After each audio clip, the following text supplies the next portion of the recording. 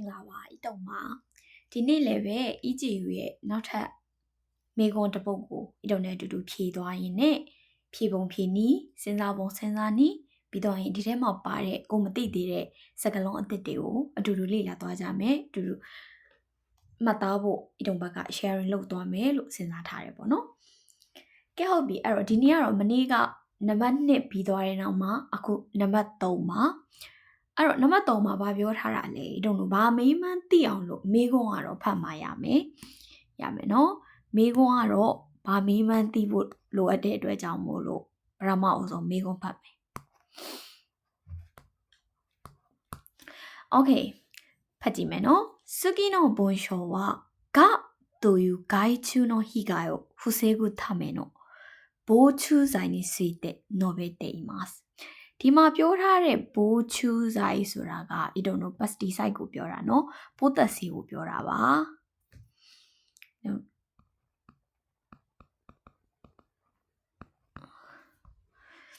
โอเคဆက်ကြည့်မယ်この防虫剤は果物ဒီမှာカブスလို့ဖတ်လိုက်ရတယ်နော်カブスの木に取り付けるチューブ状の物ですがチューブ状のものပေါ့အဲ့တော့ tube ကြောဆိုတာ tube ဆိုတာI don't know tube ကိုပြောတာပါအဲ့တော့ tube ပုံစံဟာလေးပေါ့နော်ဒီပုံလေးကိုကြည့်ရင်သိလိမ့်မယ် tube ပုံစံလိုမျိုးလေးတဲ့その特徴はどれですかလို့မေးလာတယ်特徴その特徴ဒါမေးကုန်ပါအဲ့တော့အဲ့ဒီ特徴ကဘာလဲလို့မေးလာတာဖြစ်တဲ့အတွက်ကြောင့်မို့လို့ဤတုံတို့တုကုချောကိုစဉ်းစားတဲ့အချိန်မှာအခုကဘာအကြောင်းပြောနေတာလဲဆိုတော့ကလို့ခေါ်တဲ့ guide ချူကိုမှာရှော့ကျသွားစေနိုင်မဲ့ကောက်ွယ်ပေးနိုင်မဲ့ pesticide အကြောင်းကိုပြောနေတာ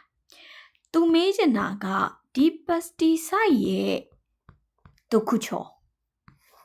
ပါလေဒါမျိုးပေါ့နော်အဲ့တော့ဤတုံတို့ကတုခုချောလို့စဉ်းစားတဲ့အချိန်မှာဒီကောင်ကဘလို့အရာတော့ affect ဖြစ်စေတာလေဒါကိုစဉ်းစားလိုက်ရပြီဒါဆိုရင် affect ဖြစ်တယ်ဆိုတော့အရာအနေနောက်တစ်ဆင့်ပြန်စဉ်းစားရင် affect ဖြစ်တယ်ဆိုတာဥမာနာနီပေါ့နော်တခုခုလုံနိုင်နေဟုတ်လားတေးစင်နိုင်နေဘာဖြစ်နိုင်နေညာဖြစ်နိုင်နေပေါ့နော်ဟိုမှာတေးစီနိုင်တဲ့အစွမ်းရှိတယ်တို့ထိချုံနိုင်တဲ့အစွမ်းရှိတယ်တို့ဒါမျိုးစကားလုံးတွေနဲ့ပြောကြတယ်မို့လား affect ဖြစ်တယ်ဆိုတဲ့အားမျိုးอ่ะအဲ့တော့ဤတုံတို့ကဤတုံကတော့ဖြက်လန်းနည်းအနေနဲ့ဒီစကားလုံးကိုရှာသေးခြင်းတယ်ဒီစကားလုံးဓာတ်ရိုက်မရှိဘူးဆိုရင်တော့မှဒီစကားလုံးနဲ့တွယ်ဝိုက်တဲ့တဏီတွယ်ဝိုက်ပြီးပြောနေတဲ့နေရာလေးတွေကိုချွတ်မခုလုပ်ပြီးတော့ကြည့်စေခြင်းပါတယ်ရမယ်နော်အဲ့တော့ဤတုံတို့ကဒီစကားလုံးရှိမလားဒီစကားလုံးနဲ့တူညီတဲ့အရာများရှိမလားဆိုပြီးတော့စဉ်းစားကြည့်ကြရအောင်အဲ့တော့များသောအားဖြင့်ကစာကြောင်းရဲ့နောက်ပိုင်းလေးတွေဒီစာကြောင်းတစ်ကြောင်းဒီစတယ်ဆုံးတယ်အဲ့တော့အဲ့ဒီအဆုံးမှာကသူပြောခြင်းနဲ့သူဆိုလိုခြင်းနဲ့ဥမာအငင်းဆိုလဲအငင်းပေါ့လုံးဝ affirmative word ကြဆိုလဲပဲလုံးဝအဆိုပြုဝတ်ကြလို့ပုံစံပေါ့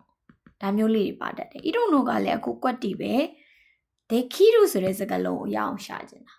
ဘာလို့လဲဆိုတော့ဒေခီရုဆိုတာတနည်းအားဖြင့်အဖက်ဖြစ်တယ်ဆိုတဲ့အနေအထားမျိုးညွှန်းနေတာဖြစ်တဲ့အတွက်ကြောင့်မလို့โอเคကြည့်မယ်スマっている足するโอเคだ出すဆက်ကြည့်မယ်နော်探し当てる Okay အဲ့တော့ဒီမှာI don't know မတွေ့သေးဘူးသို့ပေမဲ့နည်းနည်းလေးငါဖတ်လိုက်ရင်ကောင်းမလားဆိုတဲ့စိတ်မျိုးလေးဖြစ်ရင်ဒီမှာနည်းနည်းလေးဖတ်ကြည့်လို့ရတယ်このチューブはဒီ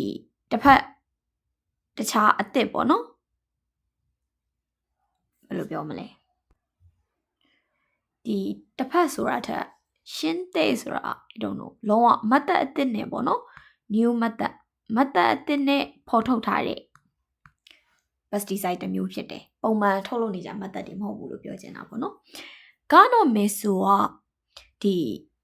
မေဆိုဆိုတာI don't know အမကိုပြောတာနော်အမကသူတို့ဒီ fertilization လုပ်တဲ့အခါမှာပေါ့နော်ဒီအမျိုးအစားလိုက်သူတို့မျိုးစိတ်အလိုက်ပေါ့နော်ဒီ cell pheromone ဆိုတဲ့ pheromone ထုတ်တယ်တဲ့အဲ့လိုမျိုးပေါ့နော်အဲ့တော့I don't know ကအခုဖတ်နေတဲ့နေရာဒီကရဲ့ကဆိုတဲ့ guide ချူရဲ့ပေါ့နော်ကဆိုတဲ့ guide ချူရဲ့ဘယ်လိုမျိုးပွားတာဘာညာမျိုးပြောနေတာအဲ့တော့နည်းနည်းလေးစဖတ်ကြည့်မယ် cell pheromone ဟာတာအတိုင်ပေါ့နော်ဒီဟာတာခဲအတိုင်ဆိုတာအကုန်လုံး the whole field ကိုပြောချင်တာဒီမှာတော့ဒီဘက်မှာရေးလိုက်မယ်နော်တိတ်ပြီးတော့သုံးတော့တဲ့စကားလုံးတော့မဟုတ်ဘူးအဲ့တော့အတိုင်นี่ဒီမှာဆိုရင်တော့ထိုးမဆက်ဆဲတို့ခုတ်တူတယ်ဆိုတာအကုန်လုံးဒီဖြန့်တယ်လို့ဖြစ်သွားတာပေါ့နော်ဒီ pheromone ကိုအဲ့တော့ also နဲ့မဲစုရဲ့ဂျားကခိုးရှင်းကိုခါခိမူသားရှိခိုးရှင်းဆိုတာတော့ father life ဖြစ်တာမျိုးပြောတာပေါ့နော်အထီးနဲ့အမနဲ့တွေ့သွားတဲ့ဟိုဟာကိုသူတို့ခါခိမီသားရှိဆိုတာက disturb လုပ်လိုက်တယ်ပေါ့နော် disturb လုပ်လိုက်ခြင်းအပြင်သူတို့တွေက fertilization မလုပ်နိုင်တော့မလုပ်နိုင်အောင်ယောနီဒခီရူဆိုတဲ့စကားလုံးတွေ့လာတယ်မလုံနိုင်အောင်လုပ်ပေးတယ်ဆိုတဲ့အဓိပ္ပာယ်မျိုးဖြစ်သွားတယ်။နောက်တစ်ခု guide to no ဟန်ရှော့ခုအိုဆိုင်ရတာတဲ့တို့ဒီမှာဒါလေးသိပါI don't know ဟန်ရှော့ခုဆိုတာကမျိုးပွားခြင်းကိုပြောတာ reproduction ပေါ့နော်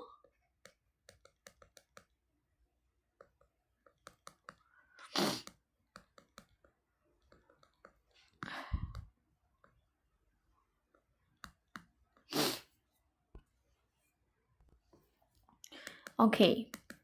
ဒါလေးပါရေးပေးမယ်နော်ဟန်ရှော့ကို Okay အိုဆိုင်ရတာတဲ့တို့ရဲ့ခါချစ်ဆိုရင်တော့ဇန်လီမို့နိုင်အဲ့တော့တစ်တီးတွေမှာလည်းပဲဒီပိုးသက်စီရဲ့အကျွင်းကြံနေမကြံခဲ့ဘူးတဲ့ဒါဆိုရင်တော့အဖြေတွေ့ပြီကွယ်I don't ပြောတယ် affect ဖြစ်တယ်ဆိုတဲ့အနေထားမှာနာနီတခီတို့နိုင်နေဆိုတဲ့စကားလုံးပေါ့နော်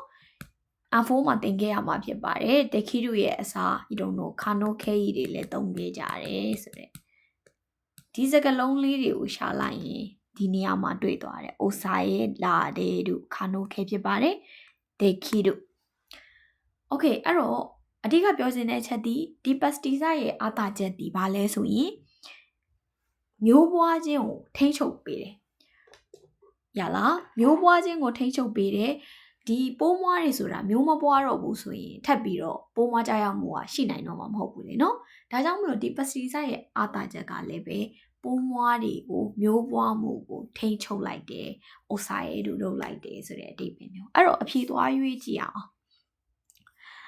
ဟုတ်ပြီအဲ့တော့မျိုးပွားခြင်းနဲ့ဆိုင်တဲ့စကားလုံးကိုအဖြေထဲမှာတိတ်ပြီးတော့ဒီတော့အချိန်မရဘူးเนาะအချိန်မရတဲ့အတွက်ကြောင့်မလို့မျိုးပွားခြင်းနဲ့ဆိုင်တဲ့စကားလုံးဒီစကားလုံးမှာမင်းတို့စကားလုံးမသိဘူးဆိုရင်တော့မှခန်းကြီးကိုတစ်လုံးတိုက်ကြည့်ပါရလားစေရှော့ခု equal to ဟန်ရှော့ခု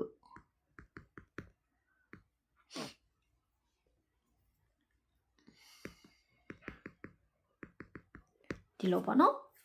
အဲ့တော့ဒီနှစ်ခုလုံးဒီ reproduction ကိုပြောတာပါအဲ့တော့ gaiju no seishoku kodo o samatageru